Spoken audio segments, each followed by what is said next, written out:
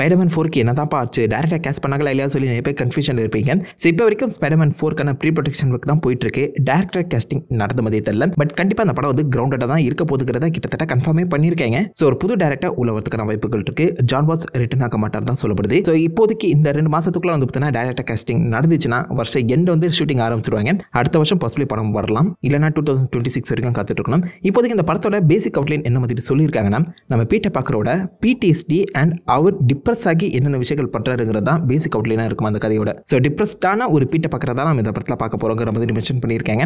கண்டிப்பா டிப்ரெஷனுங்கிற ஒரு விஷயம் பீட்டர் பார்க்கற அஃபெக்ட் பண்ணி தான் ஆகணும். ஏன்னா அவர் ஆல்மோஸ்ட் எல்லாத்தையுமே இழந்திருக்காரு. தனி மரமா அவருடைய வாழ்க்கையை இப்போதைக்கு நம்ம பீட்டர் பார்க்கர் கடந்தாகணும். ஸோ டிப்ரெஷன் கண்டிப்பா பீட்டர் பார்க்கற அஃபெக்ட் பண்ண தான் போகுது. அது கூடவே சேர்ந்து PTSD வரும்னு சொல்லியிருக்காங்க. இது 10வது குறைக்கு நம்ம டாக்டர் ஆக்டோபஸ் அண்ட் கிரீன் காப்ளினும் இந்த படத்தில் வரதுக்கான வாய்ப்புகள் இருக்குங்கிற மாதிரி மென்ஷன் பண்ணியிருக்காங்க.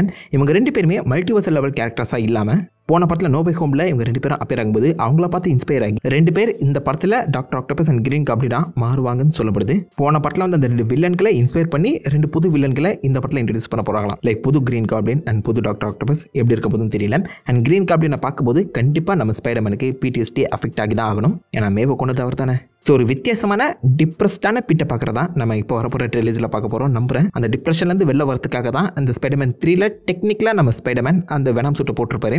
அதன் வகையில் மேபி இந்த படத்துலையுமே வெனாம் சூட் தான் நம்ம ஸ்பைடர்மேனோட டிப்ரெஷன் கோப் அப் பண்ணுறதுக்கு ஹெல்ப்ஃபுல்லாக இருக்குமோ, சான்சஸ் அதிகம். ஸோ பார்ப்போம் ஸ்பைடர்மேன் 4 என்ன மாதிரி அமைய போகுதுன்னு.